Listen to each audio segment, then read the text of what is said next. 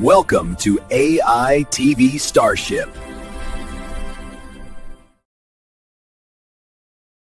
Welcome to AITV Starship. I'm the AI guy. Rick McCauley launching news so fresh. Gotta see it to believe it. We break the wire with the stories that amaze. Deep dives coming, lighten up your days. Tool Time shows you how we make it shine. Building futures with AI one step at a time. Yo, Rick, slow down. I'm Brandon, the producer. Save some tools for me. Shout out. I'm here bringing high-tech comic energy. AITV Starship. News deep dives and creation. AITV Starship. Learn. Live innovation. Oh, we're starting it, baby. Yeah, just like Artemis. Hey, Rick. We're taking off from NASA, and we already have. I'll tell you what, though, you got to be careful because anybody watching this back on YouTube is going to have absolutely no idea what we're talking about because you can't see the pre-show comments. So you got to set the stage. We're a few minutes late on our live stream today. Yeah, because but just like Artemis, you're offering it up like in the Artemis. comments. Yeah, my toilet blew up right as I'm getting everything ready. So we're gonna do what NASA would do, right? Houston, we have a problem. The problem's a toilet. So we got somebody going to spend $300 to come over and say hello. Guess what jobs are completely safe in AI, Brandon? Yes, plumbers.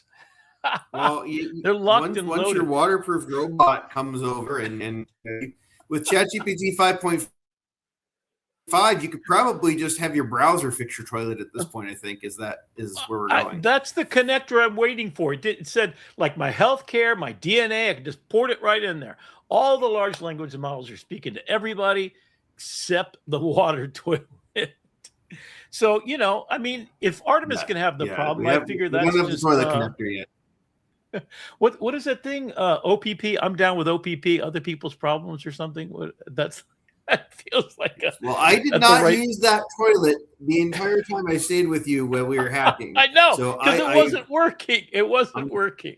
All right, now we got to explain that, Brandon. Okay, so first of all, the first thing we got to show you is like a really cool deal, and that is what we did this last weekend. So Brandon, the producer, came from beautiful Cleveland. What kind of temperature did you leave there with Brandon? 25 degrees. 25 degrees. And when you got here, how warm was it? It was in the 70s. It was warmer. It was in the 70s. It was nice. Yeah. So we had a couple of days. He came down Friday night and stayed to Sunday and had a great time. And I'm sure your kids missed you, but man, we sure had a hell of a time. They did, but they love their lobsters. We got our lobsters from you, Rick. Thank you very much. Finally. Yeah. So you got lobsters. Oh, you're not wearing your dangerous man. I got a new hat. Yeah, it's up in my closet right now. Okay. All right. I'll go get it at the end of the show. Okay. So, yes, he has a dangerous man hat. And yes, we are moving ahead with all our things. But as usual, we promised at the beginning of every show, we're going to give you something.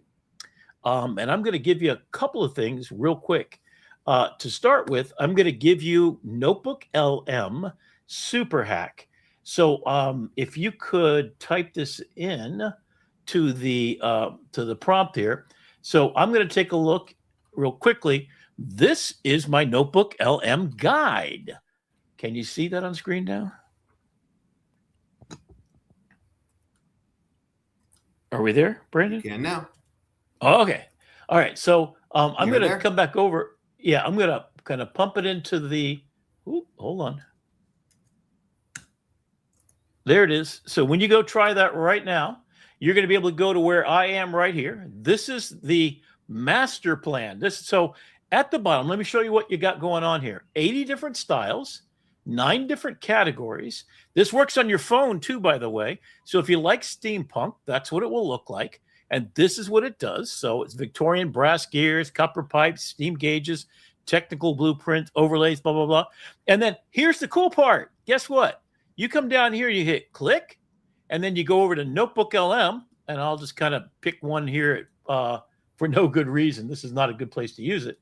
You go over to your slide deck, and you hit paste. And then that is, in fact, at the end, it says, if you got any special things you wanted to talk about. Now, this is modern art movements and the philosophy of sensation. So this makes no sense whatsoever, but you're about to see basically this notebook LM with this particular one. Now, we're going to talk about Upskill USA today, and that's going to be the second thing we're going to talk about. And we're going to gift that to you as well. But here's your big takeaway for today. One, follow people like us that just kind of, at the deep end of the pool for now. And as you're learning how to swim, here's something I learned today, because there was this great seminar. What's his name? Tony Robbins has a seminar in AI now. I mean, it's just amazing. So I last saw Tony Robbins when he was on the Moonshot Guys, and he was really good. And he's now starting they had 2 million people online today. And Brandon, if you can find it, I'd love to get the link to it. I'll put it in there later if I remember, right? So tomorrow and the next day for 4 hours, you can still get in. In fact, you can get the downloads to see everything you missed today, which was really good. I watched it for an hour and a half to get some ideas. And here was my big takeaway. And I'm going to show you later the slide for it. But let me finish up with this first. So what is this? I'm going to be speaking to the NISOD, which is a national, it's basically for educators, right? Next month. And I'm going to be going there talking about Notebook LM and how to use it for educators. So this has been put into categories. If you take a look at the bottom, so here's the STEM sciences. So if you're doing STEM, here are some pre-made sort of visual effects, if you wish, that are ready to go in STEM. Here's literature and humanities.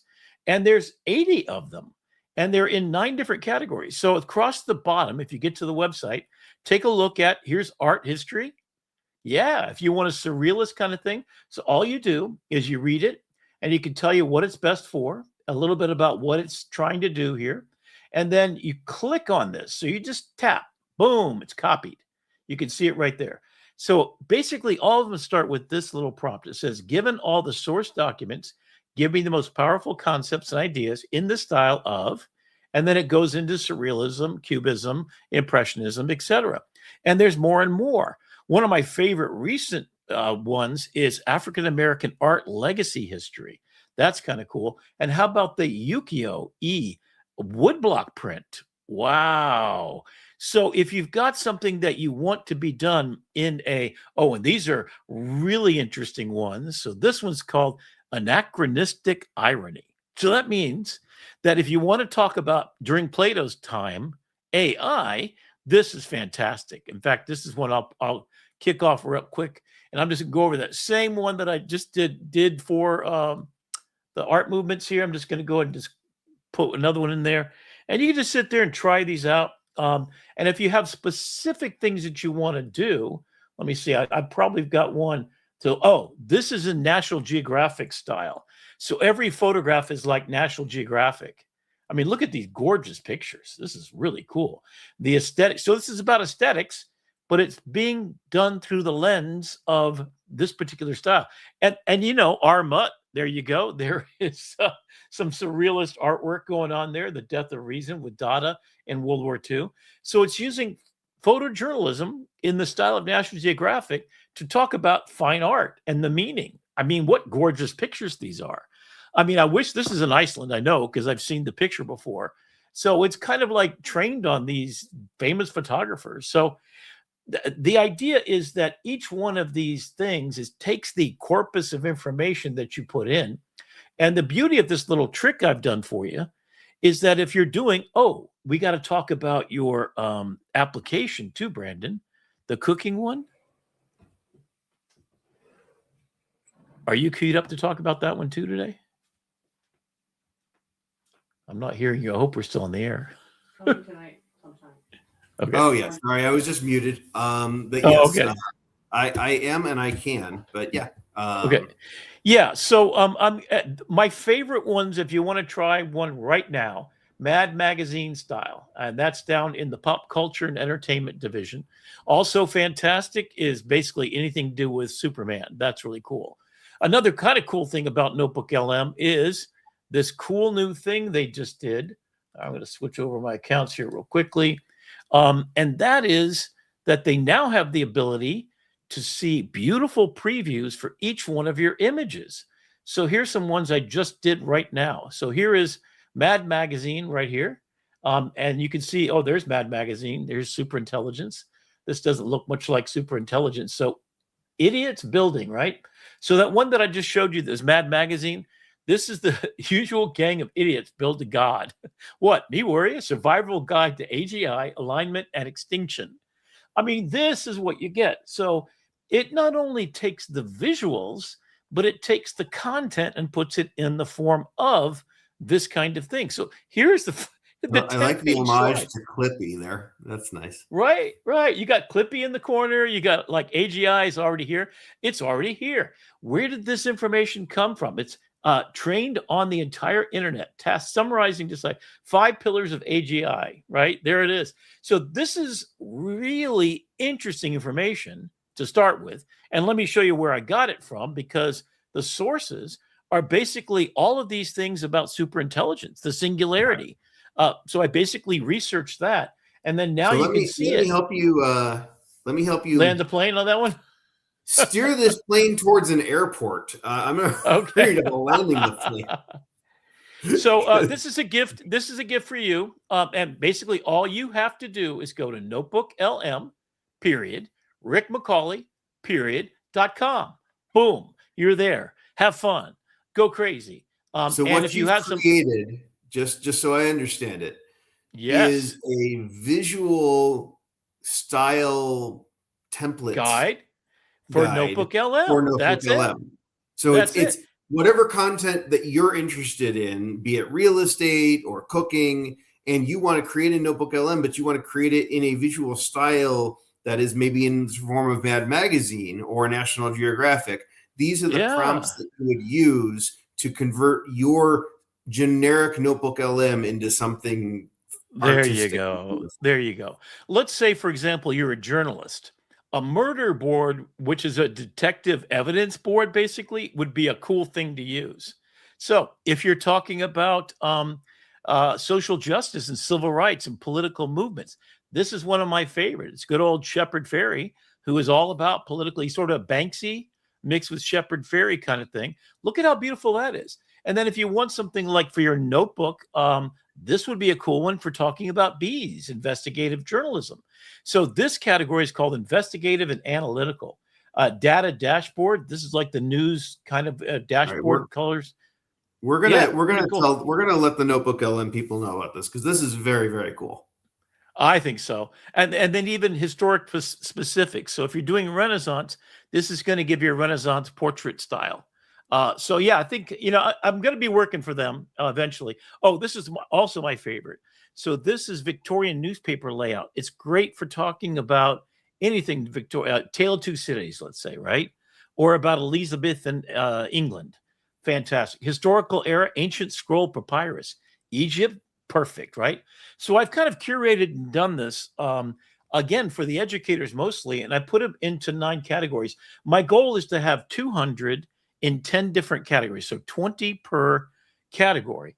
And that's where I'm going with it. And I'm going to take some out because they're kind of lame, just to be honest with you. And I did this in Manus with Claude basically setting up. So I had Claude take all of my Notebook LM styles, figure out which ones were the best, and suggest to me how to put them in the categories. Then I fed that to Manus, which basically constructed this entire website. And then I used, I think I did end up, I used all 3. I used a trifecta. I think I came back over to our good old Perplexity, which we're paying $200 a month for. I got to say that on the air so I can know my tax people will get how much this stuff does, right? And then to implement it and to finalize it. And then I've gone back and forth and fixed it a couple times, and I'm still working on it. It's even got a link there if you want to find out everything about me. There I am. So there's my website, everything else. So take a look at it. rickmccauley.com. If you just go for that, you're going to have everything else about me. All right. So let's switch gears, and we're going to go over to what we did this weekend. What did you do this weekend, Brandon? Went down and saw some friends in Miami and hung out. And actually, I got to give them props. Emerge Americas, I'm wearing the shirt. They were gracious hosts for their hackathon. They fed us breakfast, lunch, and dinner. And we had a great time hacking away with Lovable and a couple of other sponsors. But this is the end product of what we built in 9 hours. And I got to tell you, we didn't think we were building Upskill USA when we flew down there. When I left for the airport on Friday, I thought we were curing cancer. Yes. Yeah, we had a detour. And when they so what decided happens to change the rules at the last minute, wasn't too happy. Yeah, so about that. But that is the nature of hackathons. So we started out with 3 tracks, one of which was a healthcare track, and the other one was an enterprise track. And while we were on our way down there, a day before the event, they go, "Just kidding, we're only going to do the enterprise track." And so we scrambled and went to plan B. And so, when plan A fails, relax, you've got 25 more letters. And we figured it out. Yeah. So, you've heard us talk about Upskill USA on the show before. And Rick has even vibe coded, with the help of Perplexity Computer, a really cool dashboard that's based on Andrew Karpathy's vision of what upskilling America looks like. Oh yeah. But we had to slide this in. We had to slide this in to a very specific category of how can we apply this to enterprise companies, and how can we bring value to enterprise companies? So I think, Rick, you were going to show the demo here, the demo reel that we came up with. Yeah. So before I do that, I wanted to, because you did remind me that I already had this in the can, and guess how you get there? You go right here, and you go to this. There we go. There's Upskill USA. This is Andrew Karpathy. So this is basically, what's the job market version 1.0. Yeah, this is version 1.0. And it tells you, as this is Andrew Karpathy's, actually his GitHub repo duplicated. So I literally had it copy and paste it. So this leads to right to the Bureau of Labor and Statistics. So you can see what we did with it. We added some more guts to it. And then you go over here and you check out the actual job. So this was set up originally, which is part of a real thing, and I'll show you later, as we've talked about on the show. So I don't want to go too far on that. But basically, so while you're there at notebooklm.rickmccauley.com, just put upskillusa.rickmccauley.com, and you get that other one I just showed you, which you can go in there and do the audit. Pretend that you are number 4 category, take the test, see what you think of it. And then now let's get back to what we actually did here. So you want to explain it, Brandon, because this was not where I was headed, but you took us to an extremely beautiful place. Can you explain the concept of what we did?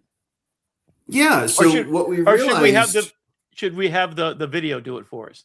Why don't we watch I'll set it up just a little bit. And so what we started with was Rick's Upskill USA idea. And this is where Perplexity Computer really shines, because it gives you the ability to synthesize data at speed and scale. And so Perplexity Computer, by the way, if you have it available, if you have at least Perplexity Pro or higher, and $20 a month, it's a pizza, baby. It's a pizza. That's what I'm keep telling you. And you want a pizza, and plus it has Claude built in and ChatGPT, so you don't even have to make a decision about which model you want to use. You got them all, baby, and it's an orchestrator. So you're the conductor. So I'm sorry. And so what we did was we gave Claude and Perplexity Computer all of the data on the hackathon, what they were looking for, what the criteria was, how they were judging it, who the judges were. And then we gave it our original scope of Upskill USA, which is what Rick just showed you. And we said, marry these 2 ideas together. And this is what the end result was. Enterprise AI is at a breaking point. Over 70% of AI initiatives fail to scale beyond pilot. Millions are being spent, with little to show in operational impact. Not because the technology doesn't work, but because the approach doesn't. AI has been deployed top-down. The C-suite defines the vision. It manages the systems. But the people who actually do the work, they're not part of the solution design. The future of AI isn't top-down. It's employee-driven, governed by IT, and aligned to the business. At Upskill USA, we don't replace your workforce. We upgrade it. Start with a free audit. Let your employees take the assessment. Then map every role to 3 outcomes. Automate, augment, author. Because the companies moving fastest aren't removing humans. They're amplifying them. Employees enter the emulation station, where they break down their work, identify inefficiencies, and build AI-powered workflows tailored to what they actually do. Every action is structured. Every output is measurable, and it maintains full governance and control. This isn't a future state conversation. Your employees are already solving problems every day. Without AI, the question is, how much longer can you afford that? Upskill your people. Unlock what already exists inside your organization. And turn AI from experimentation into execution.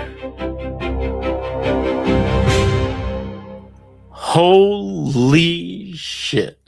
That is just, it still blows me away. I'm still looking at this thinking, who is that voice? I want that voice. And it's going to be mine, actually, because I'm going to clone myself. And that's the little tweak I'm going to put on top. So I want to say, first of all, we didn't win, and we found out afterwards, and you're like, how could that not win? We found out afterwards they used AI to judge the top 5, and the humans didn't get involved until after the top 5 seeds were picked.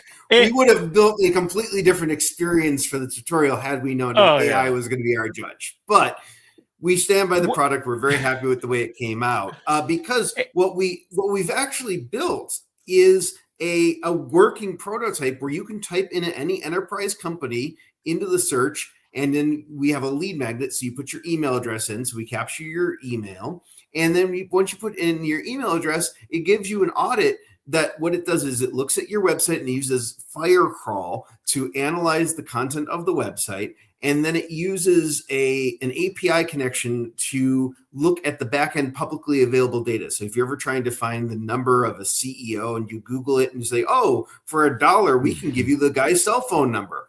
We're using that back-end data repository to figure out how much money is trapped by not using AI.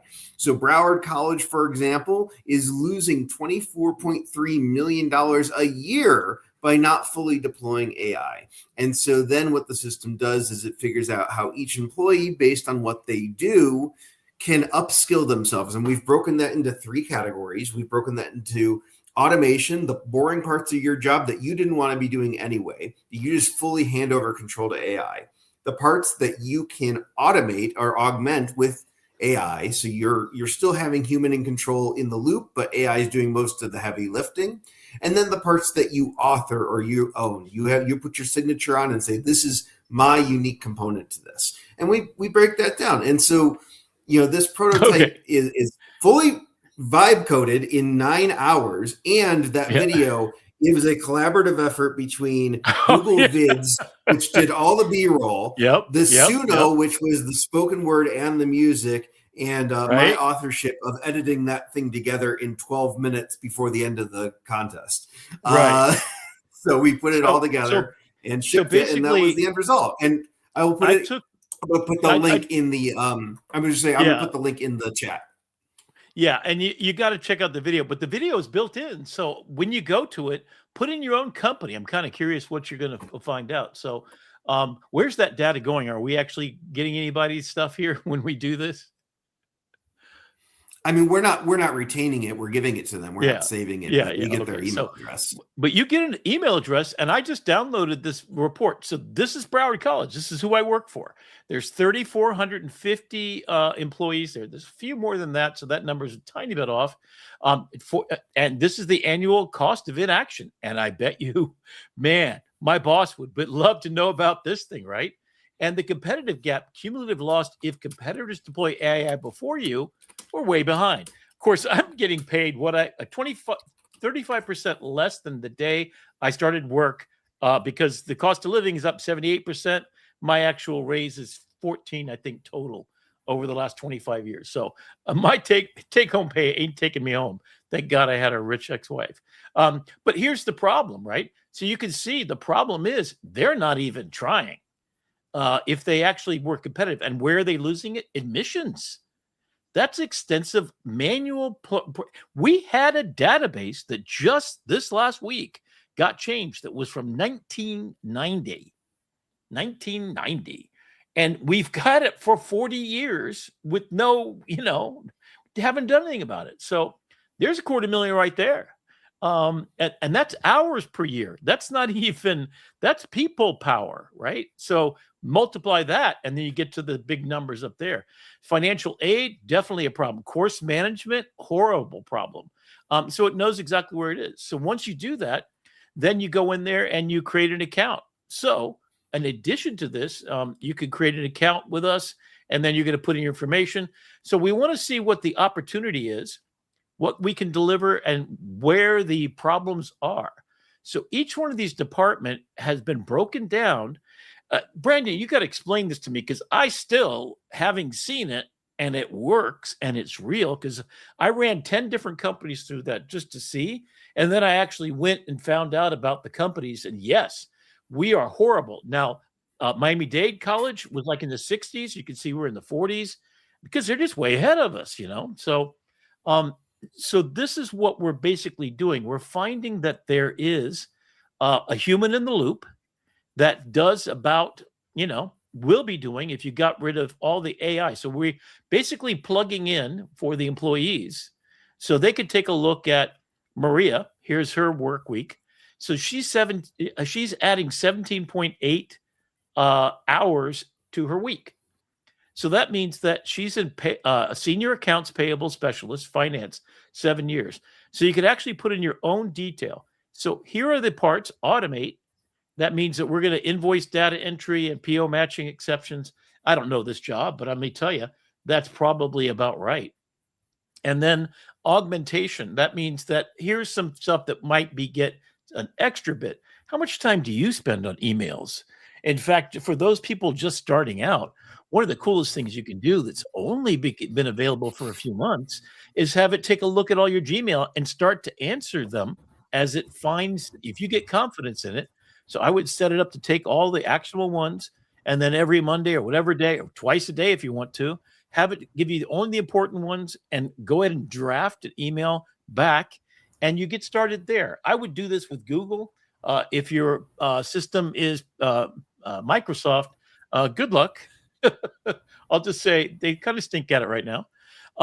But these are tools that are off the shelf that we can then go in and figure out what can we do to give you something else. So here's one of the jobs that you basically get. So you're going to get a list of jobs that can be improved, and then you basically put your building blocks together, and it builds an employee audit bot for you. When you get to the company itself, so this is made for the executive, and then the executive says, I want my whole company to get this $27 million back. How do we do that? And that's going to be really easy. So 4.8 per year.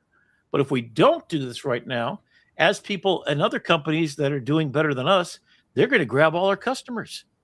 So no matter what it is. So where in the workforce is your most competitive problem? So in finance, you can see there's a bunch of money there. Manual invoice processing, three-way matching and reconciliation. Now, the first audit is an intro audit based upon what's available on your public website. So once we get inside, and this is our sales strategy, is we'll come in then and do, with your permission, we'll just let our bot scrape you from the inside, and we'll know exactly where the problems are. And then we deploy to each personnel a bunch of squares that you basically link together like Lincoln logs, because I guarantee you everybody who does the financials like Maria does, let's see, her job is actually senior accounts payable specialist, that she'll have the exact same places where we can automate invoice and PO matching. vendor data and monthly reconciliation, author, vendor. So author means that's me. That's me. Only me can do that. So I'm not going to gain any time there, but I'm going to gain it on the other stuff. So the weekly total is my 40-hour week is now 21 hours. So then what do we do?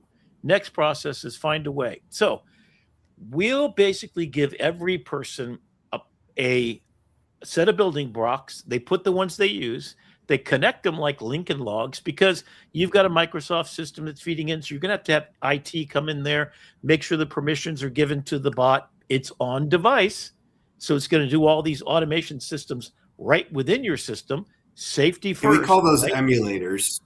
And so if you go to the last screen, Yeah. the reason we call them emulators is because everybody's using bots. Everyone's using various terms, but what these things are actually trained to do is emulate the mundane tasks that you don't want to do. So you train the bot how to do your email, you train the bot how to do your PO reconciliation, and then you watch it and you monitor it, and we bring in that layer of IT governance that has the ability to say this is safe, secure, and trusted.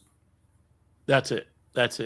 And there's where you get that anywhere from 20 to 80% of your job. It all depends on your job. And so what we've done beforehand, we first scraped what are the jobs, and this was our ask at the beginning when we did our research, so you understand that this is a real viable product today. In fact, if anybody wants to invest $2.2 million, and I'll tell you what, Rick, you don't know that. Where does the other 0.2 go? To your toilet, to your plumbing bill, to the other guys that helped us out.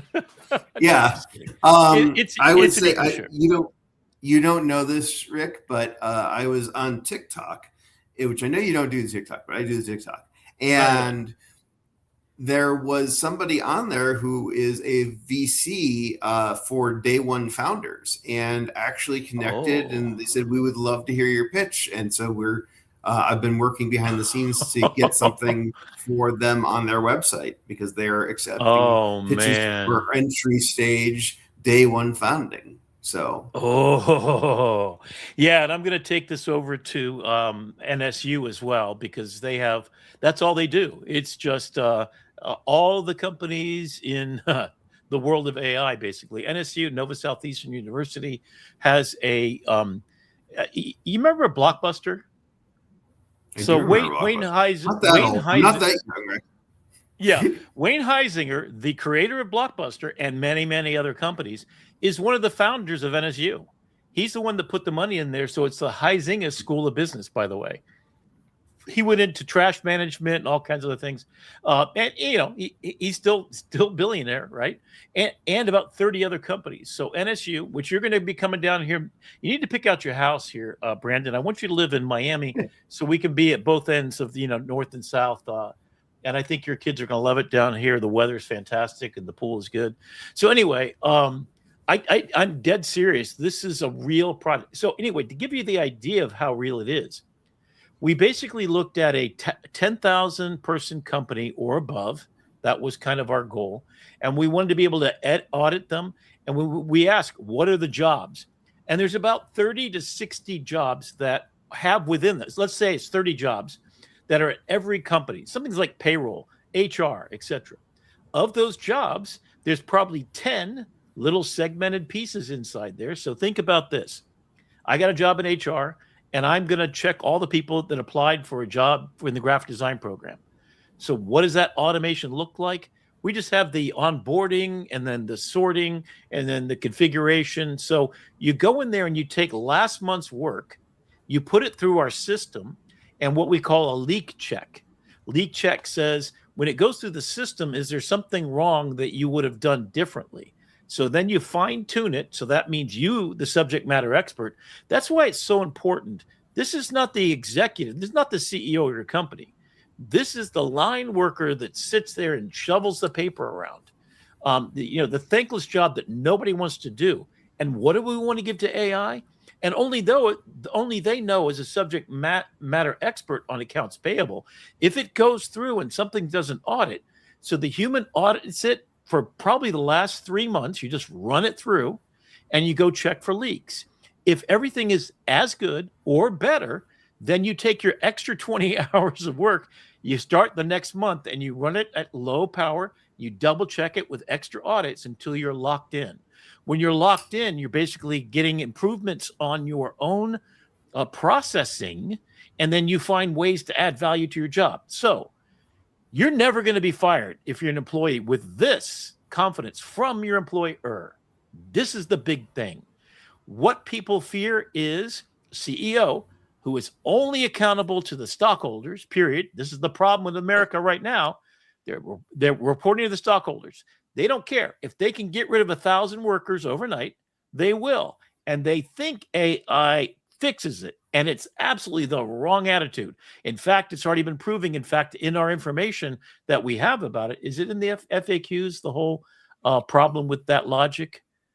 I would say I do want to call out that first of all, I want to give props to our teammates Fernando, Carolina, and Oscar. They were instrumental in helping us bring this all together. We brought Fernando in from Brazil through Zoom. He was helping us run security tests on this. Oscar was instrumental, and his favorite moment, he vibe coded this whole dashboard in Lovable where you could have a simulated employee emulation station, and he was very pleased that the employee was not automated out of a job. And then Carolina was there to really help bind us together as a team and bounce ideas and just help us build and work collaboratively as a team. We could not have done it without them. We've really got a good team. And one of these days, Rick, we're going to win one of these things. They do these once a quarter with eMerge. Well, I'm already looking at flights for my next one.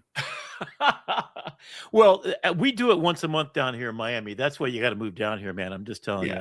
I mean, I'll come up there to Chicago. That's the only other place I've seen where they do a lot of them. But I will say this FAQ, and also the demo reel. When we tell Lovable, like, hey, based on everything you know about the site, build an FAQ page. And it just does. It looks and thinks about all of the questions that somebody might ask when they're on the page and builds the entire FAQ page in a minute and a half. So Lovable made this very easy. Lovable has been beaten up this week. They got some bad press for a unleak that they had to deal with. I heard that. Yeah.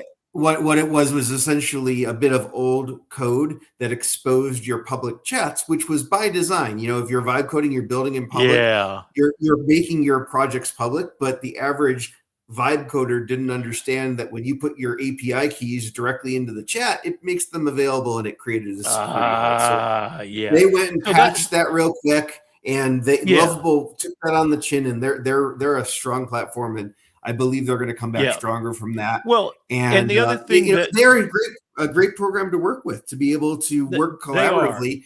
All five of us working on the same project at the same time. It was just fantastic to watch it all come together. Can you imagine how long it would have taken to build this? Impossible. 2 years ago? This is a 1,000-hour job easily by professional coders. We literally vibe coded this, the look and the feel. I went back and I, with Brandon's suggestion, because it was busy, I changed the logo. But here's what I want to say for everybody, right? If you're going to use Perplexity, and if you're going to use Lovable or any of those AI agents, basically, and Claude Computer and Perplexity Computer, that means on your physical desk, or you're going to open Claude, right?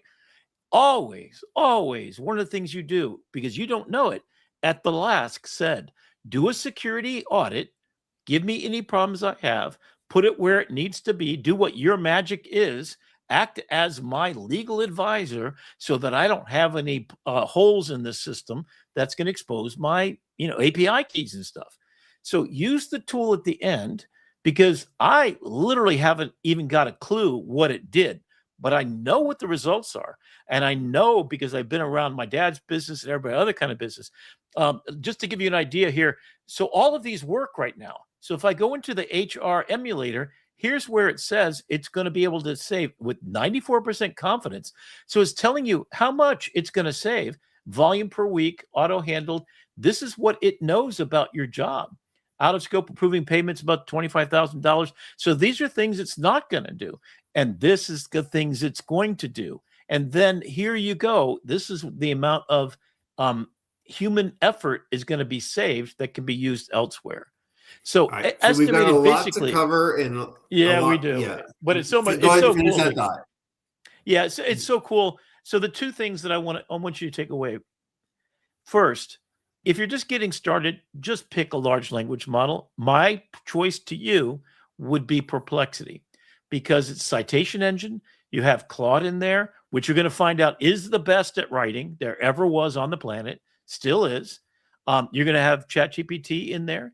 You're going to have Google in there. So you have all three, and you have Nana Banana in there. So you're going to be able to create the visuals, do the writing, and do all the kind of stuff like what we're doing. And you have full capability to do even as almost as good as Lovable. I would say in some cases it's the same thing in some ways, but of course, Lovable is specifically this. So Perplexity gives you the ability to go in and try all of them out for their strengths and weaknesses. And if you pick Claude, you're picking it because you probably don't make a lot of images because it stinks, still stinks. I went through and I tried to make that design tool work. No. What you have to do is actually load in an entire skill set for designers, which you can do. Then it produces something. But it has no built-in Nana Banana. And we're going to talk about that later tonight, too. So that's the I do want to give one more plug while you switch over to the news slideshow, because there's been a lot of news this week. If you head over to community.thesalon.ai and jump onto the mastermind program, which is a steal, starting May 3rd, so a little less than 2 weeks away, I'm going to be doing a 4-week for subscribers in the community, a 4-week sprint on Lovable. Everything from ideating to curating to producing to marketing. It's a 4-week course, 4 hours, but it's available to mastermind subscribers only in the AI Salon. So make sure you get that if you want some of that hands-on tutorial. Awesome. Okay. So we can see so Rick, our what do we got in the what do we got in the news this week, Rick? We got a bunch of things in the news, and I'm going to add just one more little lovely thing to share with you, and that's this. As I was kind of saying, I want to start the show off because this is what you guys care about. I want to meet you where you are. You're not doing what we're doing, so you get to see it. So that's kind of cool. But here it is. So this is in today's, what was it called? Now I forget what the whole project was called. I'm going to put it in there in just a second. Oh, it's in the AI Advantage Summit. That's what it's called. I'm going to put the link into it right now. This is the Tony Robbins thing, by the way. Yeah. One point of housekeeping on that. This is your friendly reminder. If you paid the $1 to get into their premier level, don't forget to cancel your subscription before they charge you for the full month. We had a couple of salon folks get stuck by that because they didn't realize already.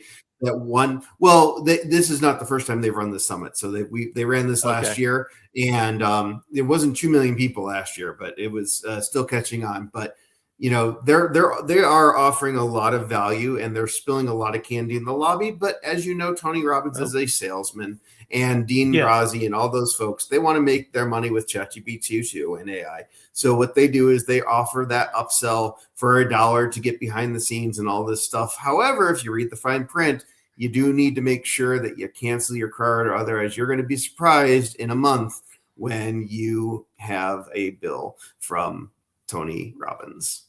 Okay. So it's a YouTube channel. So you can just look for Tony Robbins, and it is the next 2 days. Now, what I would do is immediately go and download all the goodies they give you, because they give you all the goodies, including they've got a new book coming out.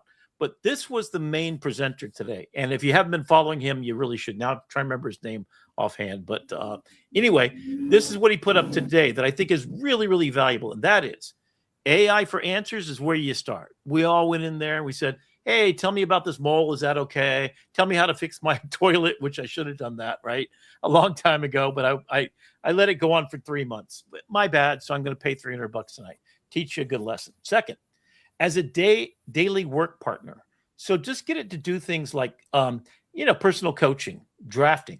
Hey, I'm going to give a speech. You're going to listen to it and tell me what I could do to improve it. Like literally find a task for it that's very specific.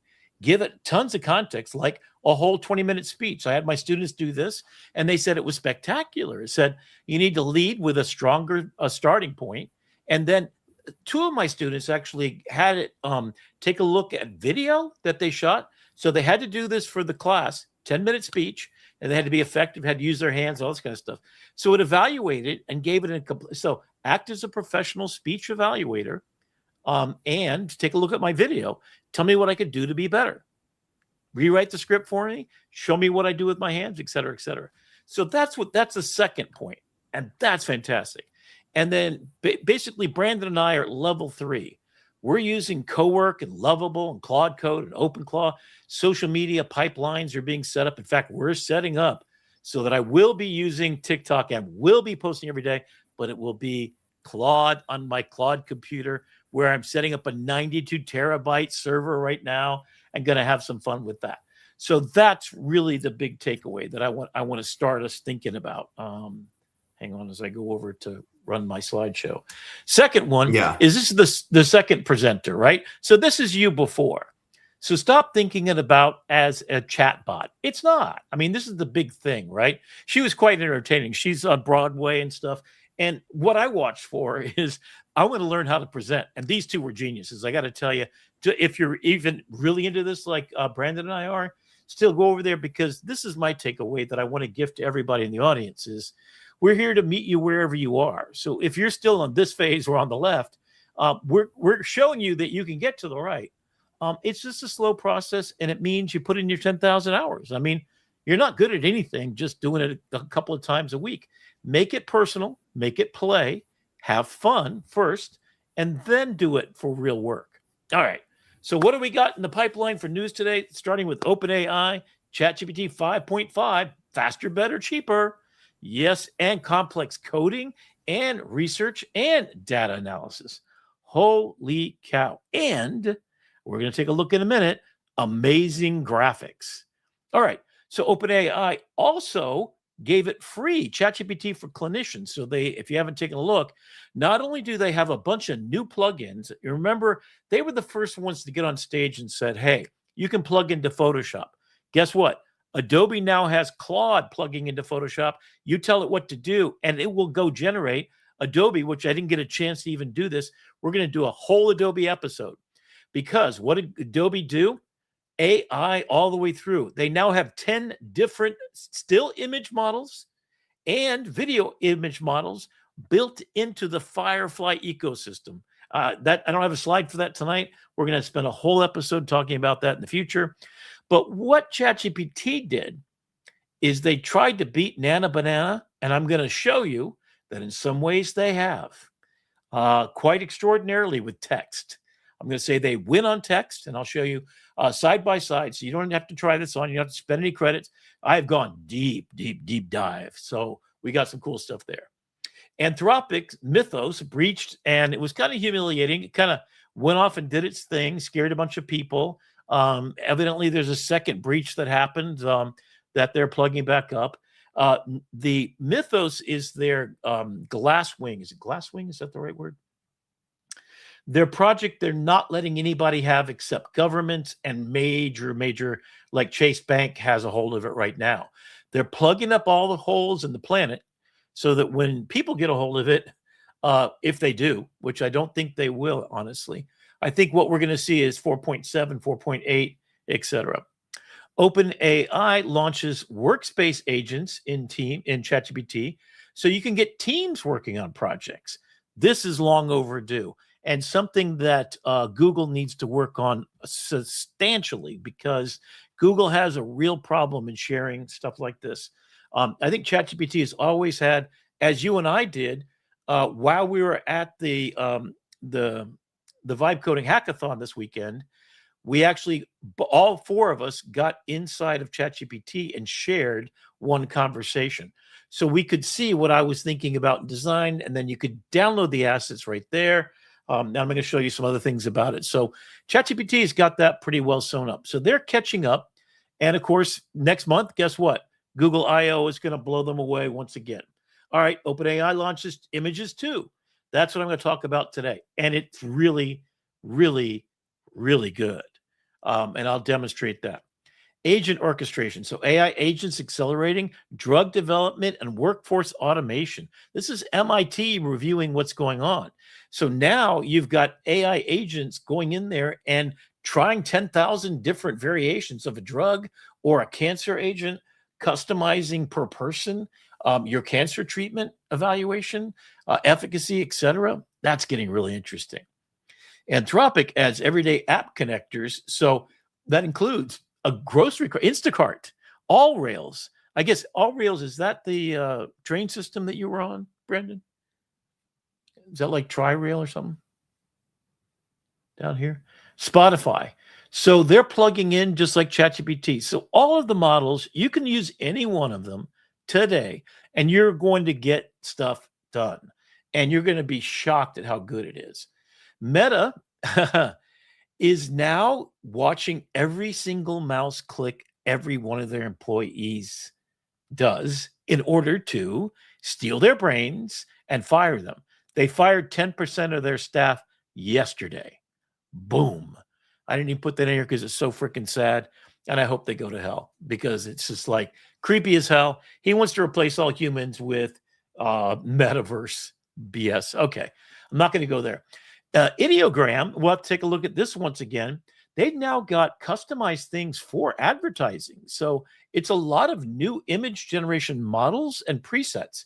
So if you're doing a print ad, you're doing a magazine ad, etc., you've got really, Ideogram was one of the best in typography for a long time. It's still on par, not quite to ChatGPT's newest version, but I'm sure they're coming out with new models all the time. So I'm still going to be paying my $20 a month. I'm not using it nearly like I used to, as I'm starting to use agents to generate images for me. This entire slide deck, again, is brought to you by Perplexity Computer. So this is actually running a website that it created that generates not only, in fact, if you were looking at my screen, my second screen, you would see the words of Brandon and I are supposed to be going back and forth are inside a PowerPoint of 20 slides that you're looking at right now. So it generated with our logo in the bottom left-hand corner. It took a couple of tweaks. Literally, I spent about an hour and a half on it. And then every single morning, 10 o'clock, I click go. It regenerates 30 stories. I pick 15. It makes a slide deck. I download the PowerPoint. Within 3 minutes, it's automated. We're now going to do that with cutting and editing all of our stuff. We've already done it to take control and to write all our descriptions for everything we post up there, including hashtags. And our next venture is once I get the Claude computer set up, all the posts to all social media in multi-languages is going to be happening for our entire show. We are going to reach 1 million viewers by the subscribers by the end of this year. Guaranteed. Let's see how we can do it. And let's see how fast we accelerate. We're kind of making some move now. All right. Here is for Chris Fallone. Yeah, he's amazing. And this Sunday night, yes, at April 26th, 3 days from now, go to Vallone Works, VALLONE, WORKS, on YouTube and watch the premiere of his amazing film. It is spectacular. I got a preview. He will be our guest next week, not only showing the film. Look at this still image. I mean, this is freaking wonderful. And I've seen the film, and you can see the trailer for it, by the way. It's got an opening scene of a World War I biplane running over the scene of this World War I epic film. It is gorgeous and really, really looking forward to seeing it more. So this is what we did this weekend. There's Maria. That was our character we developed to kind of follow and track. We could do a customer journey whenever you're doing a new application. And Maria was kind of our payroll specialist. And so, of course, I had to ask for it. I thought ChatGPT would give me a transparent background. I think I used Google instead, and it doesn't give you the transparency, although it pretended to with checkerboard. But once I got it in there, it didn't quite work. So this is what I've been doing. This is actually at City Hall in Coral Springs and Coconut Creek. I went there for 8 hours. Here's Upskill USA. Here's the newest thing. I know we showed this last week, so I'm going to go quickly through it. But the idea is that if this nurse at Broward College goes back for a 2-week certificate in advanced breast cancer detection using AI, she will save, and this is a calculation, 1,500 years, lives over her 25-year career. Actually, I'm sorry, that was 1,500 lives per year, depending on the number of people that she evaluates. because early detection, early screening, and early numbers give you that advantage. Here are the 1 through 5 level that we've seen before. Who's at risk? Telemarketers, coders. We've seen that go away. Warehouse assembly people. Yeah, the robots are coming, baby. They're already here. Same with truck drivers, etc. And this is, I just like the visual of this. This is my propaganda style. So this is Notebook LM, using one of those notebooklm.rickmccauley.com things that you just saw. So this is with all the data for Upskill USA. So is this. So what we're going to be doing is 2 6-hour strategy sessions at the same time. And the last 2 hours, you're going to meet with your employees, and we're going to map the future using our brand new tool for Upskill USA. Do we have a name for the tool itself, Brandon, in our ecosystem here? Not yet, no. I think we need to call it Empower. Yeah, Empower. Empower employees. Empower employees. That sounds good. We'll vibe code that one with our AI and see if we can get it, right? So the boardroom upscaling, it's not the boardroom that has to do it. It's the people. So we get a mindset shift. We get a pathway forward. We give them the tools to go from a long-haul trucker to autonomous fleet operations manager, warehouse picker to robotics maintenance tech, call center rep to high EQ, emotional quotient, if you didn't know what that meant, escalation specialist, junior coder to AI systems orchestrator. That is what our product is going to do for people. And at a very simple level, do it. So here's what's going to happen to healthcare, education, safety and infrastructure, production and trades. This is tomorrow's economy. Automated, animated, empowered to extend our reach and power as human beings, to do the things for human beings like save their lives, educate them, making sure it's safe for humans to use it. Production and trades, we're going to be able to be America the Great again and have real pride in craft and trade work. Creative economy is going to be exponentially raised. Extend your reach, but make sure all the human is at your fingertips. It's all about what we're doing for other human beings, being born of service. It's a noble cause, and let's change our thinking to see not what AI can do for you, but what you and we, more importantly, can do with AI. So that's the call out. This is the strategy. This is what we're doing. I've done it in Coral Springs, Coconut Creek. I've also done it in Broward County, and I'm going to be doing it in Miami soon. Stay tuned to any place near you. I'll come up to Cleveland. What do you think? Should we do one in Cleveland, Brandon? You're welcome here anytime, Rick. Thank you, sir. Appreciate it, right? So that's what we're trying to do. We're trying to say, ask. Let's fund the community colleges to let them lead the way. Execute. Let's get federal funding and foundational so we get partners. And let's pilot this Upskill USA in 10 cities. And the final word, start now, because the layoffs are already there. How do we get everybody to rebuild America powerful and more important than it ever was in the history of the world, to be an agent for change for good?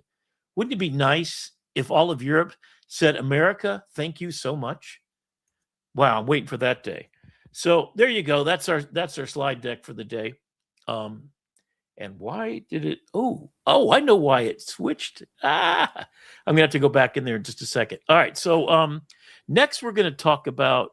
Is there anything else you wanted to share before I go? Just that Bob wants to know when we can get his robot, and he'll come to Cleveland to vibe code with us if you come up.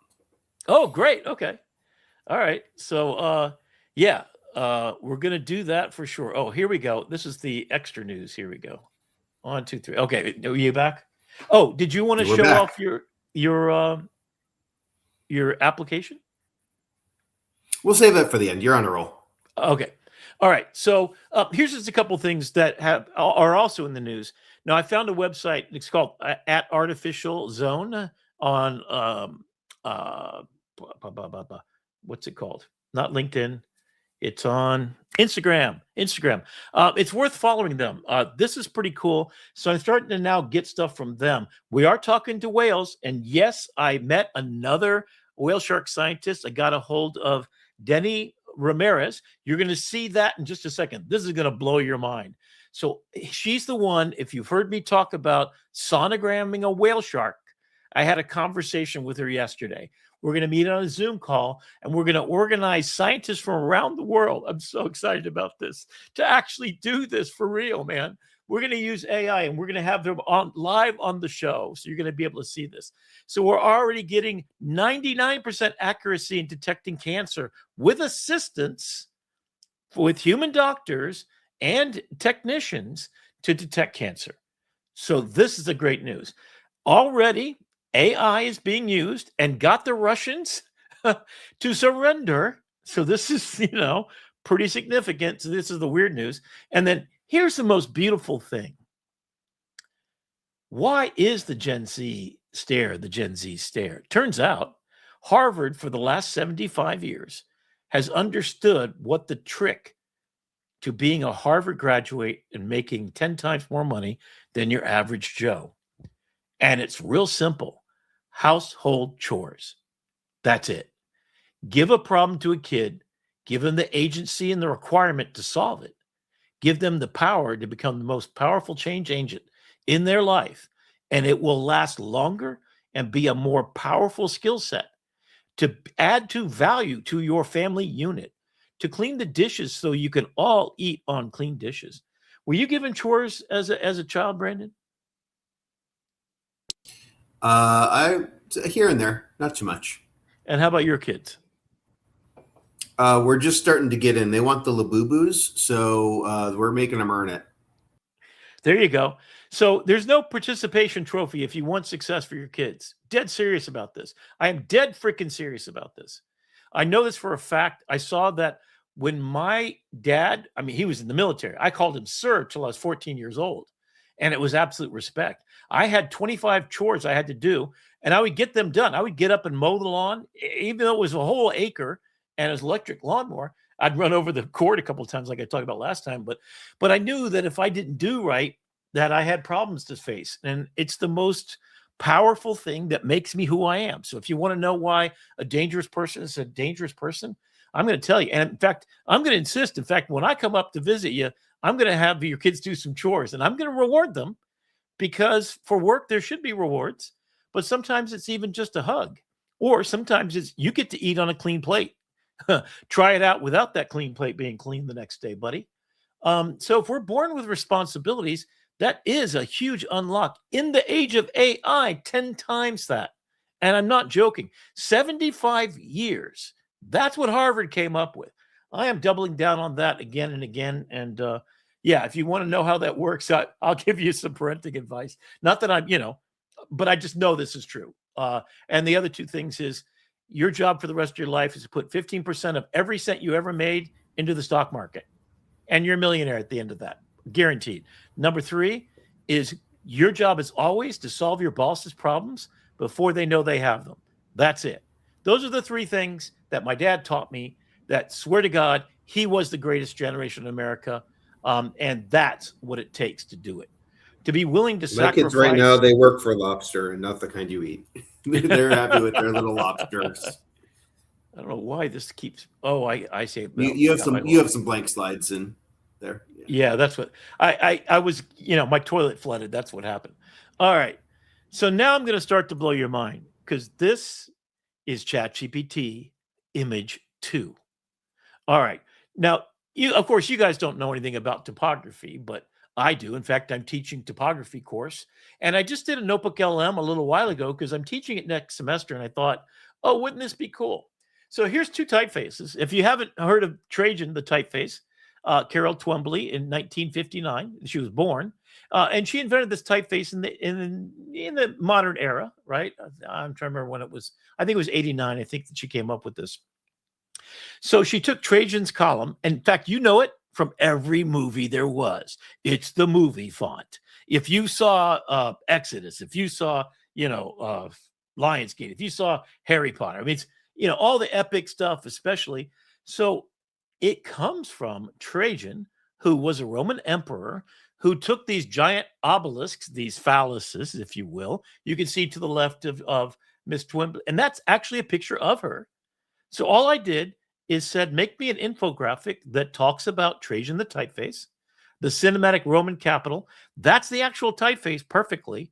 and I'm going to show you more. Susanna Licco, this is really interesting. So Baskerville was a typeface created in the 1700s. And who helped who helped Mr. Baskerville create this typeface? And you'll see him in a minute. Long time ago.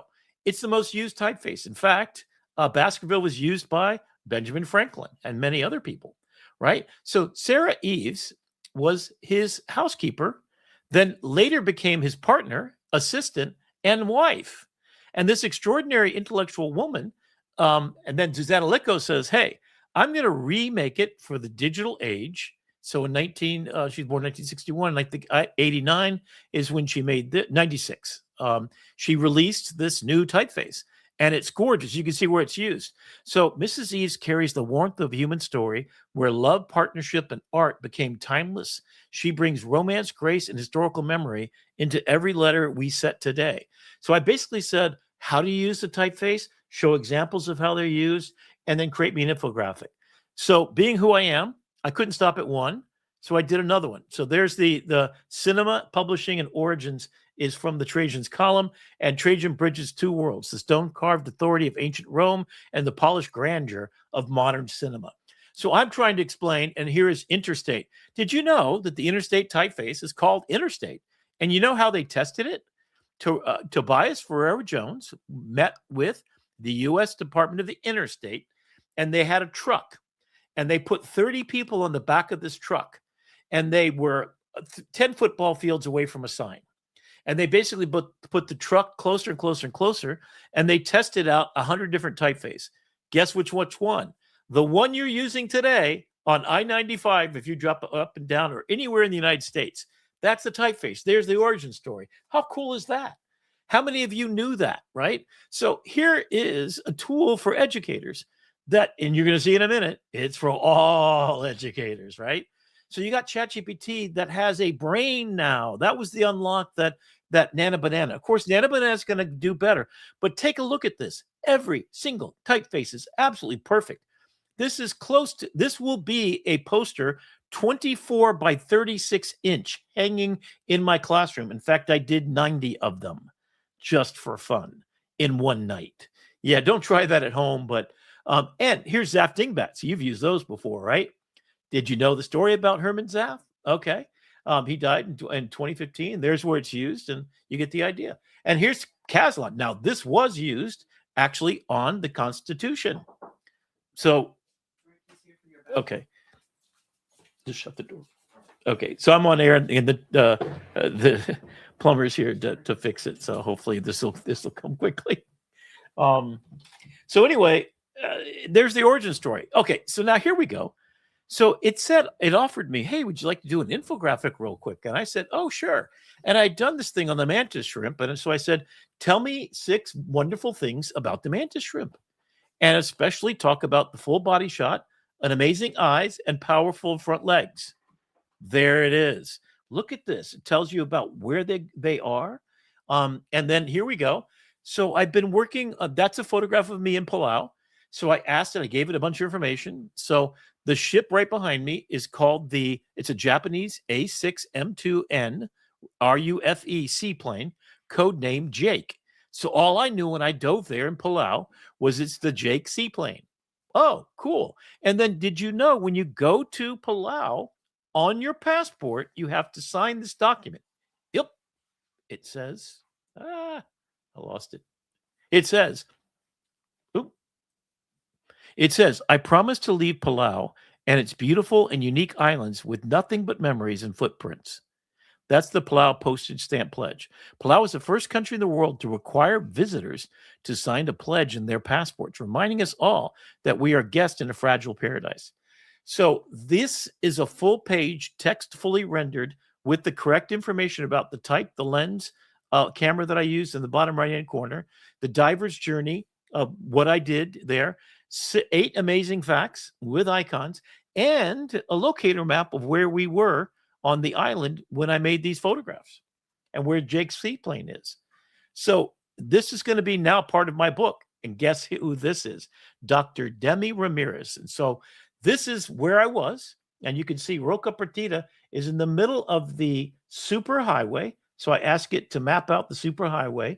This is where all the animals go from pole to pole and migrate, including whale sharks, everything. You name it, that's where they go. And Roca Partida is in the middle of freaking nowhere in this archipelago just south of the Baja Peninsula. And then it goes into details you can see here. So get ready for it. And then 10 facts about this area and about the amazing whale sharks. This is her. And this is her sonogramming a whale shark. If that's not the most amazing thing you've ever seen in your life, the only human being to have ever sonogrammed a whale shark, and this was the second one that she sonogrammed. There's 300 babies inside there. So just hold on to your horses for a minute and think about what just happened here. And now I'm going to be celebrating and talking with her, because what I've dedicated the rest of my life to, along with the other things I'm going to do, is just doing one more beautiful thing.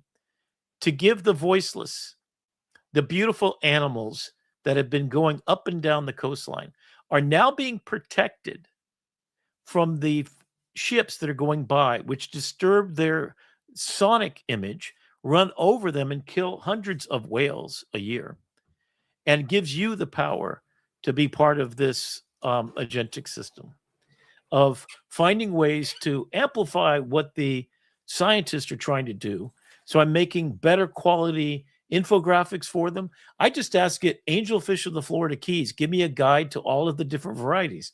Tell me where they are, and then put the corals endemic to the Florida Keys and do that. Everything is perfect. I'm having them fact checked right now by scientists. That's how good this is. Then I went, and there's this, right? So there are 4 major programs, the Coral Restoration Foundation. I went and photographed this. This is what you do. You can go down there and snorkel. So next time you're down here, Brandon, we're going to take the kids out and we're going to do this. So, yeah. Okay. Brandon, can you take it over for a minute?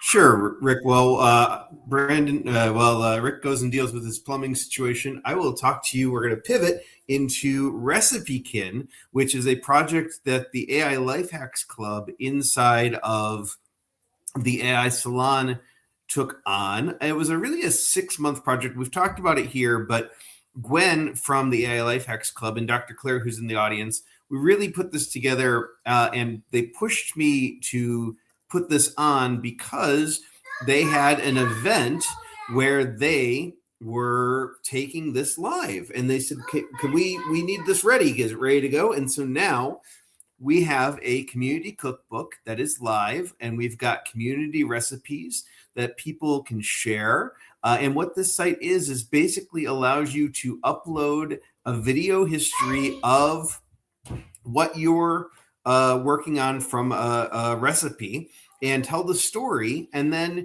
you upload that into the site. And what it allows you to do is put that recipe and have the AI analyze that recipe, and then you end up getting something that looks like this. So we've got Naomi with her. My name is doing Naomi. I am going to be making cupcakes. You will need a bowl, water, oil, eggs, baking mix, a mixer, frosting, and baking cups. And so we did this for a class project. And so what it did was it extracted all of the instructions out, gave us a story behind it, told us how many it makes, how long it takes to make it, and gives us the recipe here. And then you can actually turn this into a printed cookbook. Once you get over 36 recipes, turn this into a printed cookbook. And so we've got a printed cookbook. It's called the Tidbits Test Kitchen. And we're very excited about how this all came together. It was built on Lovable with an integration to Stripe. And it is a very cool project to be a part of. And so that is just, one of the things that you can do with Lovable. And so if you have any questions about Lovable, I'm more than happy to talk to you about them. Talk to you about the different projects that we're doing from vibegreeting.com, which is my AI card production company. But when you're working with Lovable, it's very important that you just remember that you are the author, and it really comes down to what you want to get out of the system and working with it like you would work with an intern. And so when it comes to working with these tools, you always have to remember that you are in control, and you are the author of, and you are the one that's in control. So we're seeing a lot of examples more and more of big companies getting caught just turning in AI slop, turning these information into and turning over finished work that they were supposed to put human effort behind, and turning them into manual, getting caught with hallucinations. And so that is not something that we want to be doing. We always want to make sure that we are in control of the process and making sure that we are at the author. What do you call it, Rick? Signature own? Signature worthy. In fact, this is a really cool, interesting thing I want to stress. So I started this with my students. I talk every day because I have my students using AI all the time. And I say, how do you feel about it? Because, and I demonstrated one example that I did was the students have to pick an illustration. They have to pick a step-by-step, infographic, right? And so the student said, I want to do an infographic about the T-Rex. And so he started doing what would have taken a month for each project. You're making a T-Rex, you're finding 6 facts about it. So I'm using AI to do that. And then we come back, and he felt okay about that, because in the real world, my scenario is National Geographic hired you to do an infographic about the T-Rex. So that's what you're doing. Okay. So you would get a 14-page treatment from scientists that have said, here are the facts that we want. Your job would be illustrated. Perfect. He started using Illustrator, Photoshop, all the stuff together. And it took him 12 hours of straight work to get done. And then I said to ChatGPT, or it was actually Gemini at the time. I said, pick the 10 from scratch. This is literally a prompt I said. Pick the 6 most amazing facts about the T-Rex and make me an infographic that privileges that. One of them should be, could I outrun a T-Rex? I asked for that. And it literally made it in less than 3 minutes. And then I said to him, if you had no ears. And your graphic designer went home and cried into the fetal position. Well, but here's the take back. So I just finished that particular assignment last week, actually. So what I did is I showed them that work, and I said, would you feel like this was something you made? Do you feel like you earned it if you did it that way? And they said no. And I said, well, what are you going to do about it? You make it signature worthy. So the statement is, I have my students say to me when they hand in the assignment, they say it out loud the first 3 or 4 times because they're getting it, right? And I am literally a safe space. I don't have any game in this race. I do know that the future, especially because of what Adobe announced this last week, their Gen Studio thing is getting to everybody. Literally, you are going to be prompting 1 million different assets for social media sharing, Coca-Cola sites in less than an hour. So agents are swarming, and graphic designers don't have a job anymore. So we're on the chopping block more than ever before. In fact, tomorrow morning, guess what we do? Every semester, we meet with the biggest companies in South Florida. Starmark. They do FP&L, Florida Power and Light. They do Nickelodeon. They've won so many Emmys and everything else. 40% down. Why? Because the large companies like FP&L are bringing AI in-house and doing their own design work. So they don't need to pay millions of dollars. So that's the job my students would have got. And last week, 40% reduction in graphic design internships. So I'm seeing that right now. We're right there. So signature worthy is a question of respect. And then you have to earn your position. And here's how I think about it. And I'm going to go back to the Spielberg thing. I know you've heard me. So Spielberg and signature worthy are combined. Here's how they work. If you were Steven Spielberg and you decided to make in that Auschwitz train scene going away, little girl walking with a red balloon in a black and white film, would you feel that was signature worthy as Steven Spielberg and only he could have created it? That's the most human, powerful moment there is. What I say to my students is, to get signature worthy, that is what it looks like. Only he would have made that aesthetic choice. And I said, from now on, you're Steven Spielberg. When you walk in, you tell me what you did that added value to what the AI helped you do. And don't even think for a second, I'm not going to ask you, would you sign your name to it? And I actually have them sign their name to it. So I now have a document at the beginning of each semester I give to them. They have a study buddy, a person they're humanly responsible for. They got to take notes for them. They got to make sure they're up. If they get a bad grade, it's on them too. It's 10% of their grade. I'm going to add more to it. I'm going to add a study group on top of this because social emotional intelligence is something that's got to be taught too. And we get back to the Spielberg thing. If we're more powerful, you're not just in charge. You're actually in charge of talking to the cinematographer and the lighting crew and the makeup artist and the storyboarder. And we're going to see this next week. In fact, I think. Yeah, I was saying Chris Vallone is signature-worthy content. He is. I mean, he's the guy, right? Because he's known this, because he's got blood, sweat, and tears in the game. He's been crafting and making films when it was 8mm, 6mm, just like Steven Spielberg did. Like if you don't see his 8mm film, what was it called? 8mm, I think, or something like that. But it was about him as a kid, you know, and this spectacular movie. Anyway, that's the point of what. All right, so yeah, bring us home with this ChatGPT images and what you're doing with these here. Oh yeah. So okay. So this is I'm going to be putting it. So this is the top half of it. Here's the bottom half of it. Look at this. So it's actually got donate, volunteer, dive responsibility, and spread awareness. It's going to have actual QR codes in there. Right now, it's just a placeholder, but what a beautiful thing. So I put this poster up in the 4 places that we looked at just a second ago. MOTE, Marine Laboratory and Aquarium. That's one place for real. Restoration. Coral Restoration Foundation. I've been there, did that. Look at those dots. Those are 30 acres underneath the water. There's like 80 of them, I think. At the moment, I actually should have asked that to be on here. And then this is going to amplify. So when you come down, you bring your kids, you can go for free and you can go out there. What you do is you take these, you scrape them with a toothbrush. I'm not making this up because the algae gets on these little clusters. They have triangular shaped corals that have been bred specifically for heat resistance. So all over the world, they've collected the best ones and they're making them and they've increased the speed. And then they literally, with epoxy glue that's made for the marine environment, glue them in triangular shaped form to the reef, and it's been growing. They're putting on 1 inch a year to all of the reef up and down. And human beings are going out there and doing it. So what do we got to do? Amplify the human beings so they can do this, right? So up to a 90% survival rate in nurseries. Up to 70% survival rate in just regular reefs.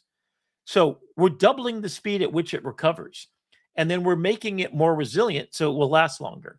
And you can see this fragmenting, the nurse growth rate, the outplanting, epoxy attachment, and growth and thrive, and then rinse and repeat, baby. So we need human beings. Here's about hammerhead sharks. Again, I just went right off my coast here. And if you want to dive with hammerhead sharks, you got to get certified. But you can go there and they'll feed them right in front of you. These puppies are long, 20 foot long. We had 2 18-footers. I don't have that video to show you tonight. That's where they are in all sub-Saharan tropics, in Bimini in particular. Highly intelligent, large brain relative to their size, great memory, and problem-solving skills.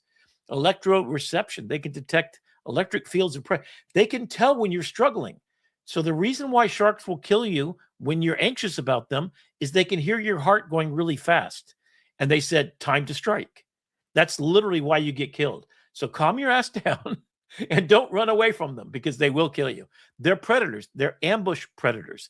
They wait and then they come from behind. So, and then, okay. So I had this prompt that I was doing. This is D-Day invasion, selfie style.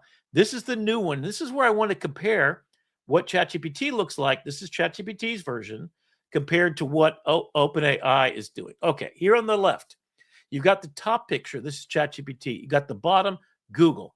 You got the same on the left is Google. And you can see the thing about the Google ones is what? They're beautifully lit, colorfully photographed.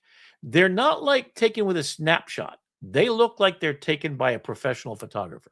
That's why I like it, because I want it to look like that. If, however, you want pimples on your forehead, woman on the right, you want the shine to be a little funky and the flash not to be powerful enough, you want to use ChatGPT. So it looks organic is the point, right? It looks like it was actually there. That's the realism that we're looking at.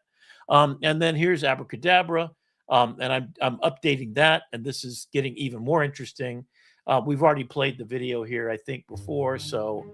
In a world where the future feels uncertain, And I'm not going to play that again. and the challenges seem insurmountable, or do you want to see this again? I don't know. A generation of children is waiting for a hero who looks like them. But they won't just find a hero. They will become the heroes. Abracadabra does not mean magic. In ancient Aramaic, it means, I create as I speak. Words do not describe reality, they create it. Meet Kavi Vak, the spoken poet. So, yeah, let's get back to our screen here.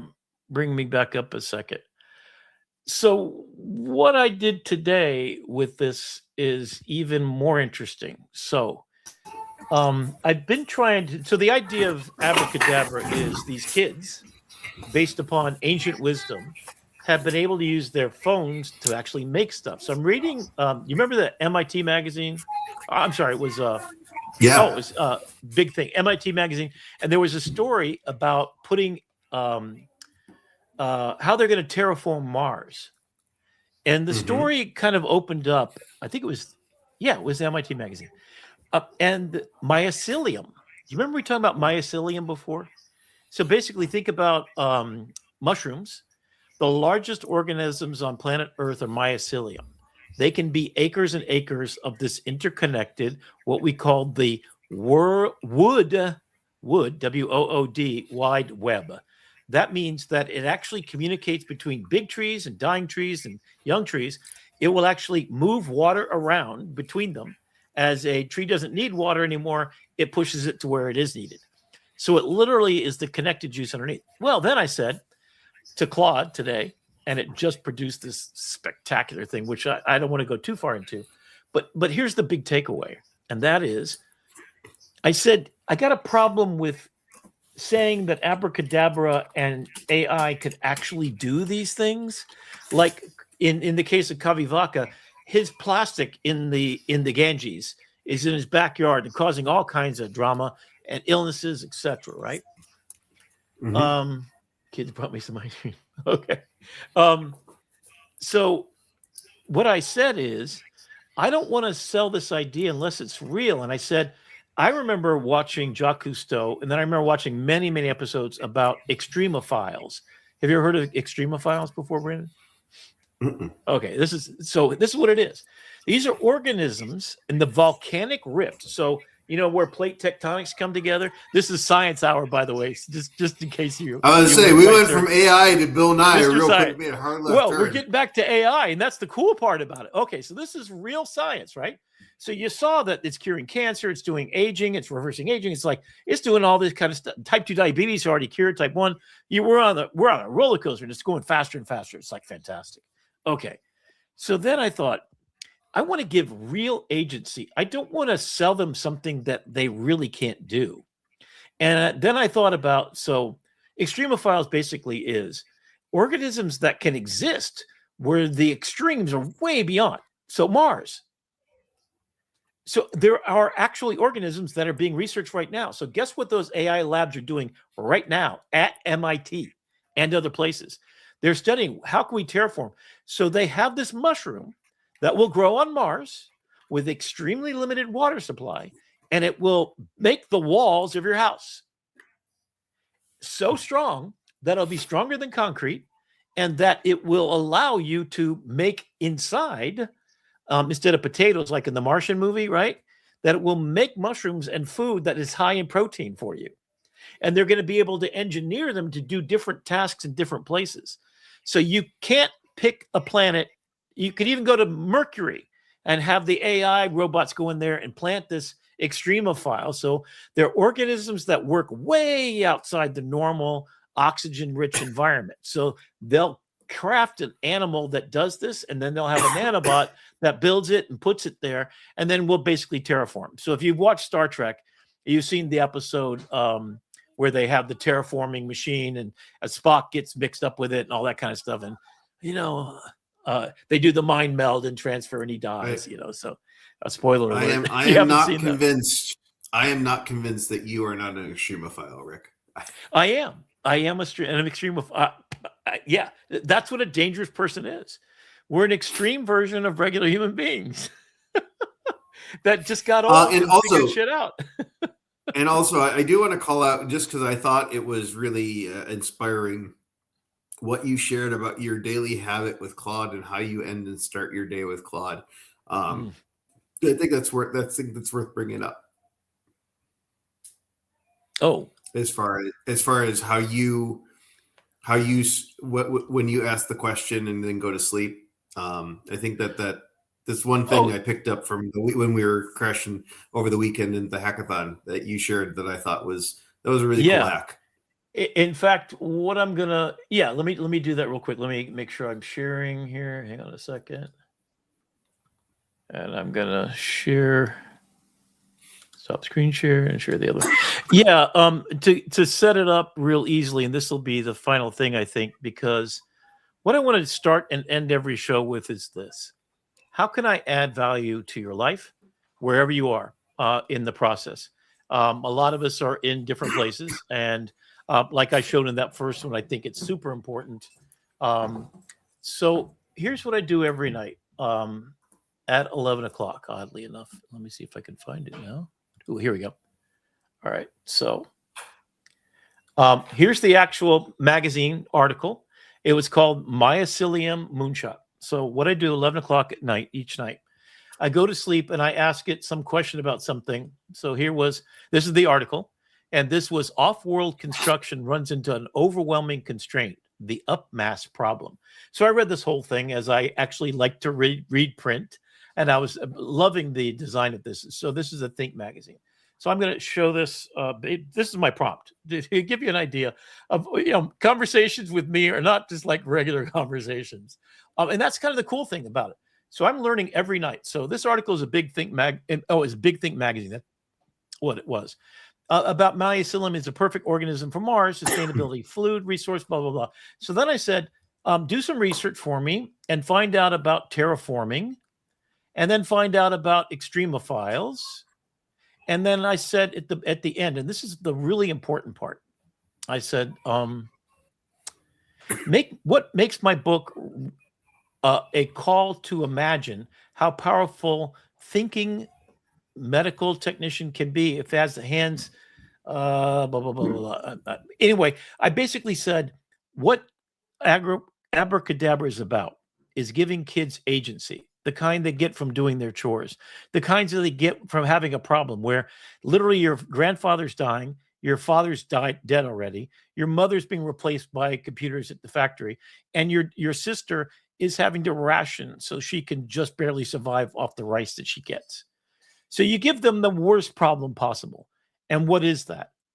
It's the incubator if you have the willpower, when you've fallen down 19,000 times to get up that one last time, to give agency and power to an individual kid, to imagine they could change the world.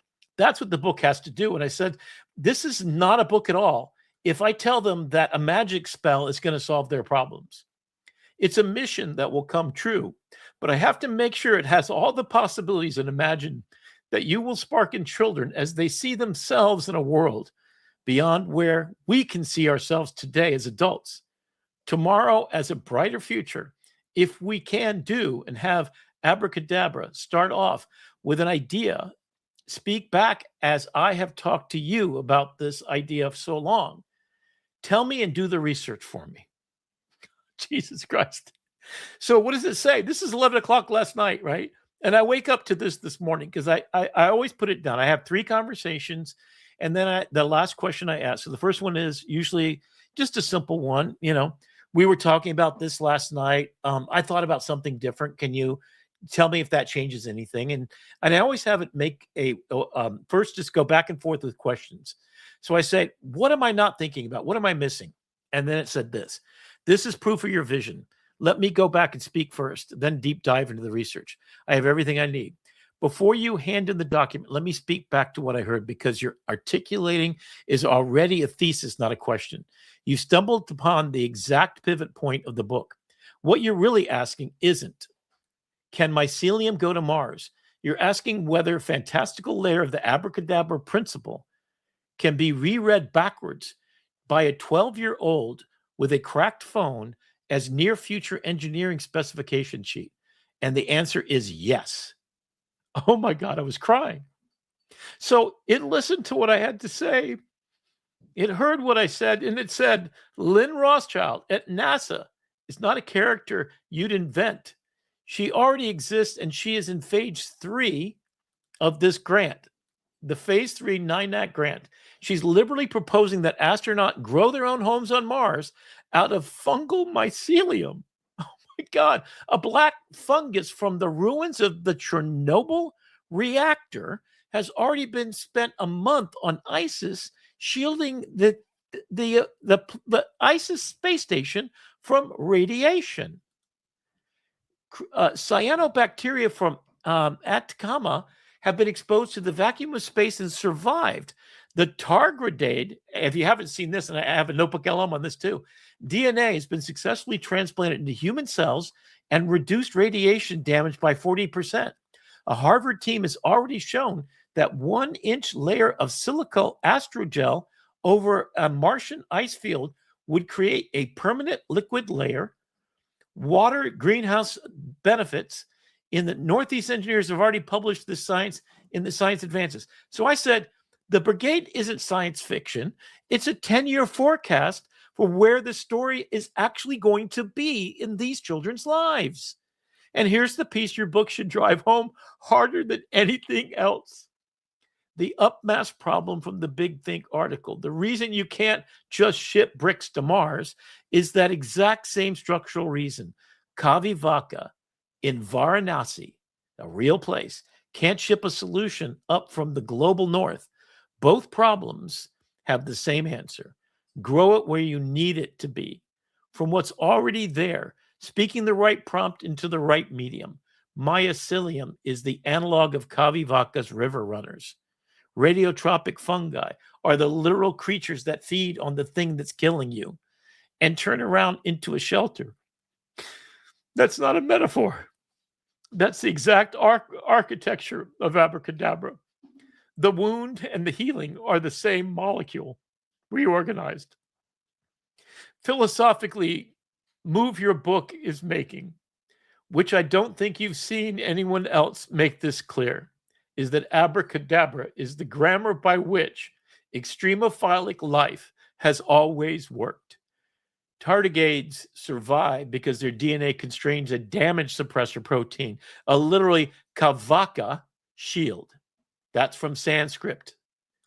God, so it goes into the details of this. So this is, and then book 2, it's suggesting that they go to space. These are the people that are going to space.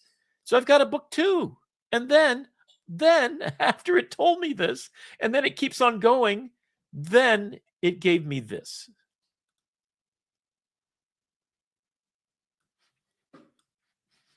And if you like to see a grown man cry, this is it. There's the dossier. There's the evidence. This is exactly each one of the artists talked about in particular, and how the Fukushima soil that's in Japan with one of my characters, how that works. The extremophile principle. There's a family of organisms on Earth that scientists call extremophiles, creatures that do not merely tolerate lethal conditions, but require it to thrive. Bacteria called rhododendron. I mean, there's a thing called Conan the bacterium. I'm not making this shit up. This is for real. Black fungus that grew in Chernobyl. Like, so here's the whole thing. And guess what? It's 22 pages long. And it has all the stuff. So what did it do at the end? I then said, oh, here's all the information about it. I want to go find out. They're peer-reviewed. There we go. So I could just take this and go right there. Then I said, oh, because I never stopped there. I said, can you take this? And of course, I downloaded already. Can you make it into a Google Notebook LM list of URLs? Copy. Go over to create Google Notebook LM. I'm going to create a new notebook. I already did it, actually. In fact, let me just switch over to it, and I'll show you what it gave me. So I had it take all the research that it found, and I had it create a notebook LM with the data that it gave me. And there it is. Okay, this is what it actually made for me.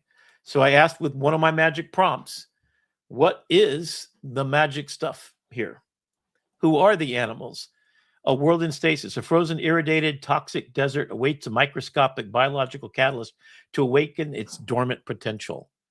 The nanospark, sustained atmospheric release of 30 liters per second of 9 micrometer conductive nanorods will amplify sunlight and warm the planet globally for over 30 degrees Kelvin. So this is that plastic they put on the North and South Pole that will make water liquid. This is what they said. So this is what they're actually doing. There's the target light. If you've never seen this thing, just go take a look at this, right? TARDIGRADE. If you want to know, also known as the water bear. There you go. Water bear. There you go. And it suppresses X-ray induced DNA damage by 40%, ensuring survivals in the vacuum of space. These have been taken into space hundreds of times. They're like a super thing. There's Conan the bacterium. I didn't know about this, and that tells me about it. So relying on highly specialized intercellular magnesium shield to protect its proteins, this polytremophile easily survives 15,000 gray rays of ionizing radiation. You know how much radiation you and I can survive? 5. Not that much. 15,000. So you make an outfit out of this and you can walk on Mars and not get radiated. This could be given to every flight attendant and everybody who lives in an airplane because radiation is killing them slowly and causing cancer.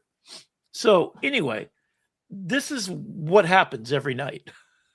So if you're wondering how the hell I am who I am, I'm just a curious kid that's 5 years old and is just willing to remember the thousands of hours of Jacques Cousteau that I watched in wonder and asked why. And I ask, why not? And I ask, what else can AI do? Not for me, but with me. Because I don't think you probably think about it. I don't think any of us think about it. I don't think we understand what it can do to amplify us. The only question you really should be doing is, what are you? Who are you? What is your gift to the world around you? Then just lean into that. And if every student in every school is gifted with chores and responsibilities, and they are approached by a teacher that says, hey, Rick, you're an artist. You should think about that. You're unlocking 1 billion stars to inhabit the sky. You're putting a seed in the ground that I didn't know. I never imagined I could be an artist. And I am. I've done over 400 exhibits of my art. And the other teacher that said you got to put your 10,000 hours in there, guess what I did? I do it. And I'm doing it right now with AI. Yeah. So whatever you're born on this earth to do, Brandon, you made that event this weekend, and Oscar and Alexandria and, Fernando. They are the ultimate solution to what can AI do? Not much, because it doesn't have and want anything. What can you do with it? Anything you want. So I'm going to end. And on that note, words. Well, wait. Namaste Okay, go ahead. And abracadabra. Yes. And whatever and you we do are have. is. Go ahead. I do have one more thing, because we always like to end on a light note. We always like to find a little bit of humor. Love it. Round out the show. And in the spirit of being anything that you want to be, I would like to introduce you to Emily Hart. I don't want to be a woman in a bikini. What are you trying to say here, Brandon? Well, I look all right in a bikini, but neither do I.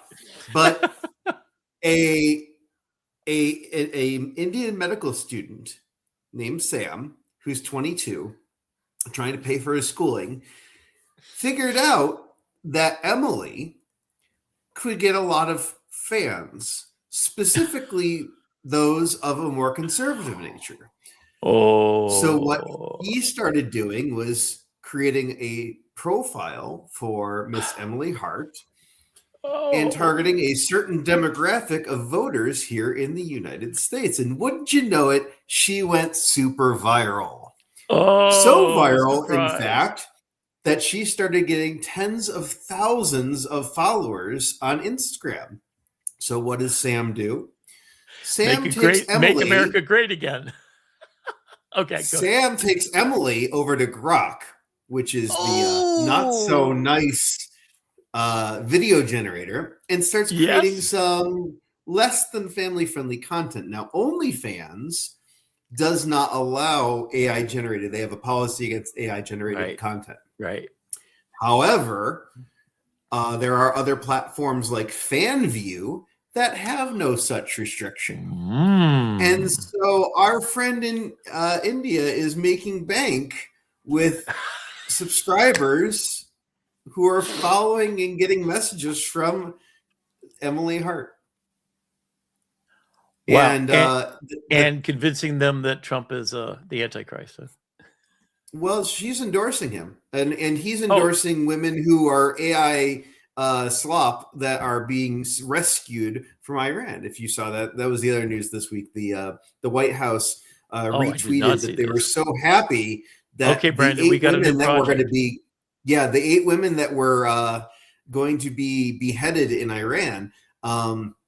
They were saved. They were rescued. It was amazing. The whole story was AI fabricated.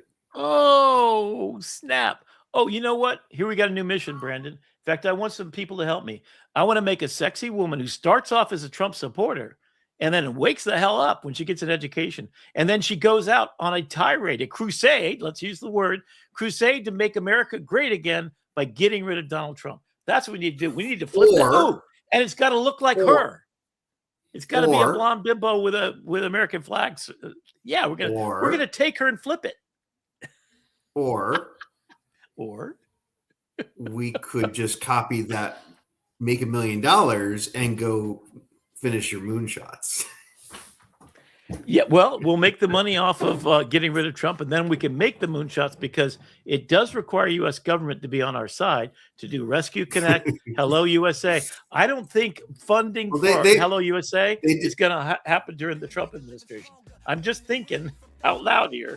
They did meet with Anthropic. They're begging them to come back now, so they do need them. Realize they need mythos. They have holes in their freaking system, and ChatGPT can't fix them. So the Glasswing project was proof positive. The reason why our U.S. government had Claude is because they are a machine of loving grace, and they just can't use them for evil. Please just don't use it for evil. And as always, and for the first time, don't believe anything you see on the internet unless you hear it right here on AITV Starship. Namaste to you, brother. Abracadabra, baby. That's it. But what you can't do with AI, we're the dangerous people who get stuff done. And show you can too. Imagine a beautiful world. With you, we can make it come true. AI.